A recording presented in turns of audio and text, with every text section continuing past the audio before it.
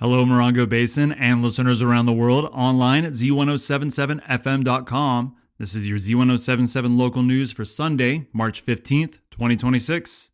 A 35-room hotel containing a restaurant, public market, lounge, health club, pool, and 106 covered parking spots received another piece of the development puzzle on its way toward groundbreaking. The Landers Landing received a conditional use permit at the March 5th San Bernardino County Planning Commission meeting. San Bernardino County Planning Division Manager Oliver Mujica presented the project, which he says will sit about 900 feet north of Ricci Road.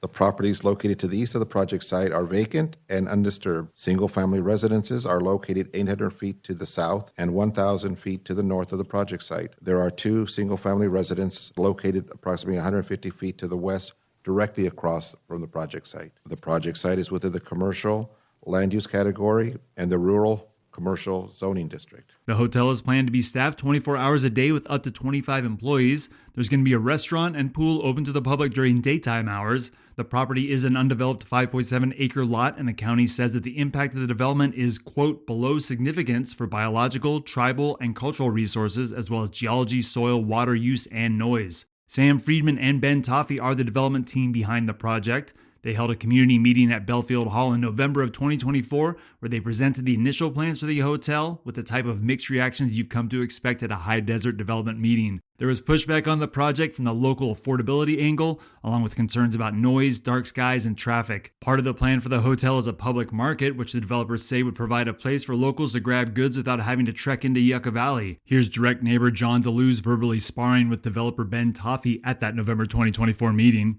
You don't seem to understand. This is a place that has very low income. So when you guys are talking about a supermarket, it's for, basically a playground for the rich, and it's not some place that people like us can go to and enjoy. We're thinking like $2 coffee, bagels, which are $3. Wait and see, and I guarantee you the market is going to be a worthy spot. It's not going to be fancy. The promise of an affordable market continues to be part of the proposed hotel, and the developers say that local support is essential for the project, which so far has avoided characterizing itself as a boutique hotel. Here's Sam Friedman addressing the Planning Commission. If the community aren't our sort of first clients and customers, this won't work. And so will the rooms be high end? They're going to be more high end than certain things, less high end than other. We're not building a Ritz-Carlton, but it's not going to be a motel either. We have this idea of a market and day passes and things like that. And we've talked to the community about this. We're going to be pricing things in accordance with sort of community feasibility and budgets. To get a cup of coffee or buy some groceries, it's 20 to 25 minutes to Yucca Valley.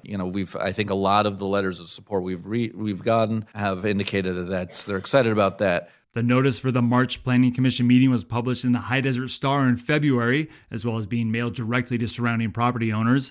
Oliver Mujica says that the county received 8 letters in support of the project. It's also received public support from longtime Landers locals like Chris Gubler. The hotel is designed by West of West, an architecture firm out of Vancouver, Washington. It's a sleek, modern-looking design which invoked the names of famous architects Ian McHarg and Frank Lloyd Wright from county commissioners. There were no public comments at the March 5th Planning Commission meeting, and the County Planning Commission voted to adopt the mitigated negative declaration and conditional use permit for the project. That paves the way for development to begin at the site. There wasn't a mention of a timeline at the meeting, however. We've reached out to the developers and will continue to report on the Landers Landing as we receive more details. Reporting out of Joshua Tree, California, alongside the award-winning Z107.7 news team, I'm Robert Hayden.